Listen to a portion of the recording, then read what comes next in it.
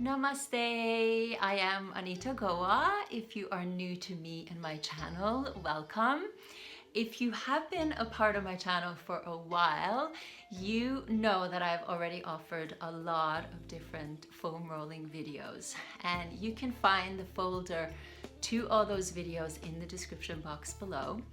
But silly me, I have never offered a tutorial explaining this wonderful, wonderful tool. But I'm very grateful to Julie, who has been requesting that I make this tutorial. Let's get rolling. Pun intended.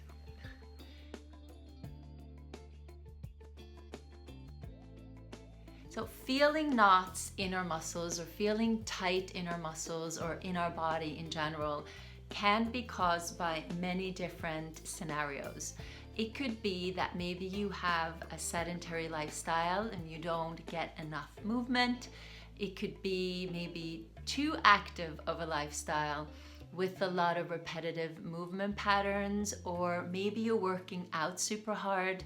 Maybe you have a lot of stress in your life and you're not getting enough rest and relaxation. It could be poor posture or not ideal nutrition, and it could be dehydration.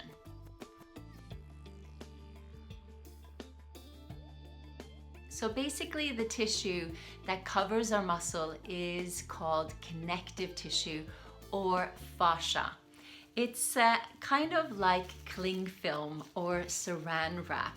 So if you can imagine the saran wrap wrapped around every single muscle in your body. And fascia is being researched a lot. It is much broader than just covering our muscles. It actually also covers our organs, and it's even in our face. So when this fascia gets dehydrated, that's when we start to feel stiff. So what the foam roller does is the compression from the foam roller onto our muscles will then help to hydrate the fascia.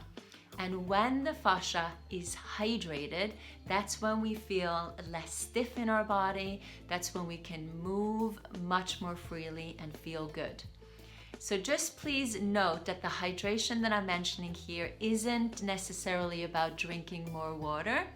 But of course, if you feel dehydrated and you need more water, drink more water. And also I recommend incorporating more plant-based foods into your diet, because that can also help with hydration.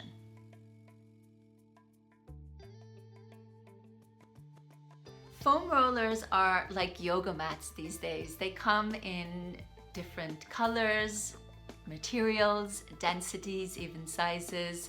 36 inches is the one that I have, but you also have 26 inches and 18 inches, and they can be used on different body parts. I feel that foam rolling is quite inexpensive. My foam rollers I've had for years and years. It's fairly easy to do, and it's basically like giving yourself a self-massage. Some foam rollers are softer, like this one. And other foam rollers are harder, like this one. And others again have spikes on them, and others again have ridges on them.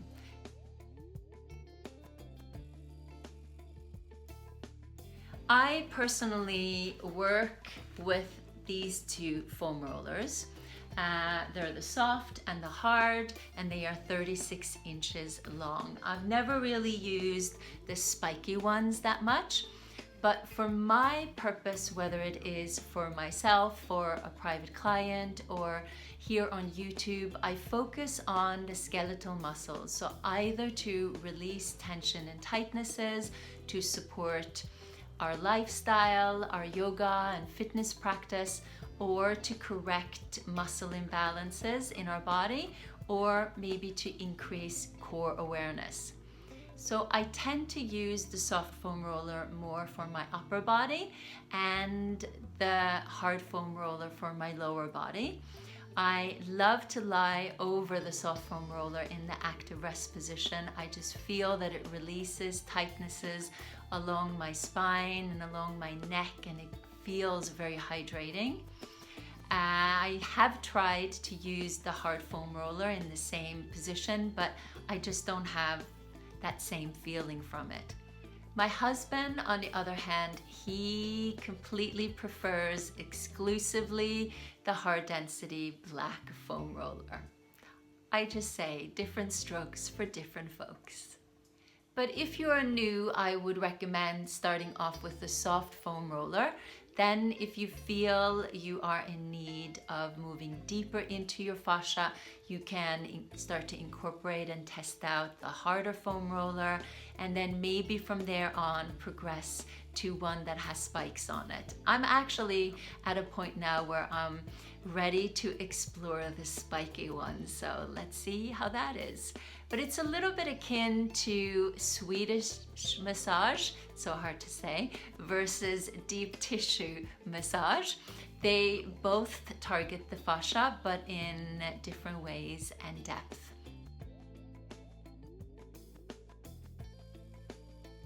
I would say feel it out. I personally love to do it after a workout, but I also love to do it at the end of the day to counterbalance life's stresses and strains on the body. I tend to give it a little bit more rest after having done the black foam roller, like 24 to 48 hours. I definitely think you need to give it extra rest if you feel a little sore from it, but also notice maybe you pushed a little bit too hard, or maybe the intensity was a little bit too intense, and then give yourself extra time to recover. With the soft foam roller, I tend to be able to do that every day if I feel I need to. Usually I use it every other day, and sometimes I don't need it more than a couple of times a week. So learn to just trust your body and listen to your body.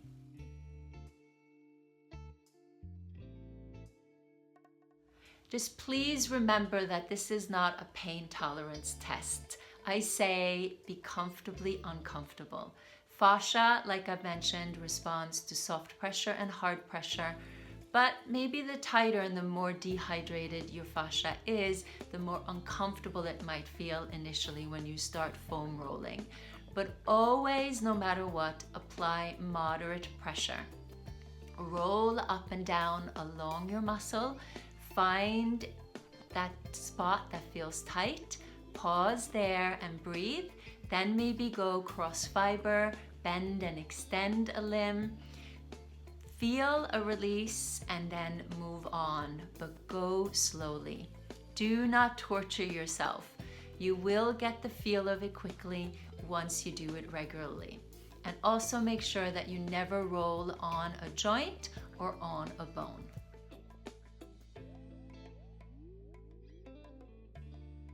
If after using the foam roller your movements improve and you feel relaxed and you feel better in general, and when you stretch or you practice your yoga you feel you have more freedom in your movement, then I believe it's working. But if you feel tighter as a result, you don't notice much of a difference, then maybe you're going a little bit too hard, maybe you're doing too much, maybe you're not getting enough rest in between. I would say investigate why and figure it out. Ask a professional. Definitely I recommend that you do your own research, and like everything, it's also a matter of trying it out and feeling it on your body and how the different densities feel. There is a method called the melt method. It is a wonderful method that targets the fascia system. It is different from the foam rolling that I offer, but I have known Sue Hitzman, the creator of the melt method, for a long time. She advocates soft touch and a soft foam roller. I highly recommend that you check out the melt method. I also recommend that you check out the work of Tom Myers, who is an expert in fascia. It's truly fascinating, and I know that I am in need of much more education on this as well, and I would never ever claim that I am an expert. I hope that this video tutorial has been helpful. Check out the videos I've already made in the link in the description box below. More are coming. You can also find more information about the foam rollers and where to buy them in the description box below. Feel free to leave a comment, a question, or a request in the comment box. If you enjoyed this video and you learned something, give it a thumbs up and subscribe to my channel if you haven't already. Thank you so much for watching, and happy foam rolling. Let me know how you roll.